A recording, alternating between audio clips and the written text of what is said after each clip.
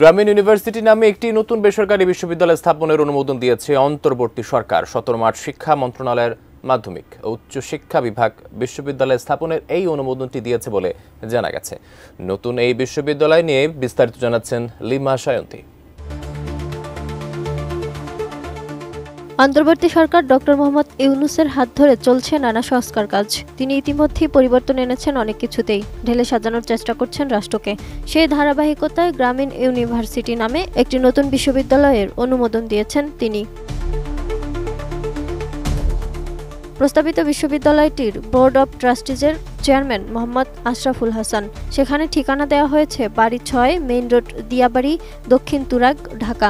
বিশ্ববিদ্যালয় স্থাপনের অনুমোদনপত্রে জানানো হয় 2010 সালের বেসরকারি বিশ্ববিদ্যালয় আইনের 6 ধারা অনুযায়ী শর্ত প্রতিপালন সাপেক্ষে প্রস্তাবিত গ্রামীণ ইউনিভার্সিটি ঢাকা স্থাপন ও পরিচালনার জন্য আইনের ধারা 7 অনুযায়ী সাময়িক অনুমতি প্রদান করা হয়েছে। সঠিক প্যাড আর সঠিক তথ্য দিয়ে কেশু সামলে নিব এক হয়ে। Monalisa sanitary napkin.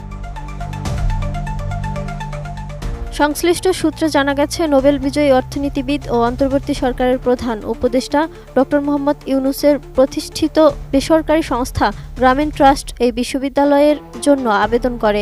জানা গেছে, রাজধানীর উত্তরায় হবে বিশ্ববিদ্যালয়টির স্থায়ী ক্যাম্পাস।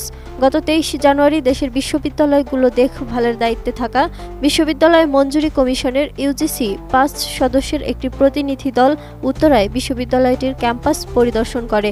পরিদর্শন শেষে প্রতিনিধি দল তাদের পর্যবেক্ষণ প্রতিবেদন আকারে শিক্ষা মন্ত্রণালয়ে পাঠায়।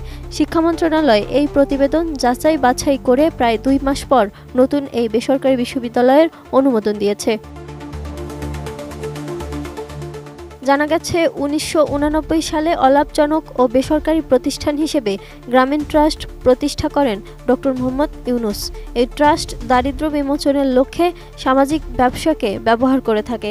এদিকে গ্রামীণ টেলিকম তাদের ওয়েবসাইটে উল্লেখ করেছে, 8 আগস্ট পর্যন্ত প্রফেসর মোহাম্মদ ইউনূস গ্রামীণ টেলিকমের চেয়ারম্যান হিসেবে দায়িত্ব পালন করেন।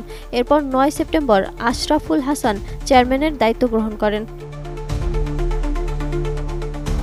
বিশ্ববিদ্যালয় স্থাপন ও পরিচালনার অনুমোদনের উল্লেখযোগ্য শর্তগুলো হল: সাময়িক অনুমতির মেয়াদ হবে অনুমতি প্রদানের পরবর্তী 7 বছর। প্রস্তাবিত বিশ্ববিদ্যালয় বেসরকারি বিশ্ববিদ্যালয় আইন 2010-এ বর্ণিত সকল বিধান ও শর্ত মেনে চলবে। পাঠদানের নিমিত্তে প্রস্তাবিত বিশ্ববিদ্যালয়ের পর্যাপ্ত সংখ্যক শ্রেণীকক্ষ, লাইব্রেরি, ল্যাবরেটরি, মিলনায়তন, সেমিনার কক্ষ, অফিস কক্ষ, শিক্ষার্থীদের পৃথক কমন রুম এবং প্রয়োজনীয় অন্যান্য কক্ষের জন্য পর্যাপ্ত স্থান ও অবকাঠামো থাকতে হবে। ইউজিসির তথ্য অনুযায়ী বর্তমানে দেশে বেসরকারি বিশ্ববিদ্যালয়ের সংখ্যা 115টি। তবে শিক্ষা কার্যক্রম চালু নেই বেশ কয়েকটির। তাছাড়া কয়েকটি বিশ্ববিদ্যালয়ের শিক্ষা কার্যক্রম বন্ধ হয়ে গেছে।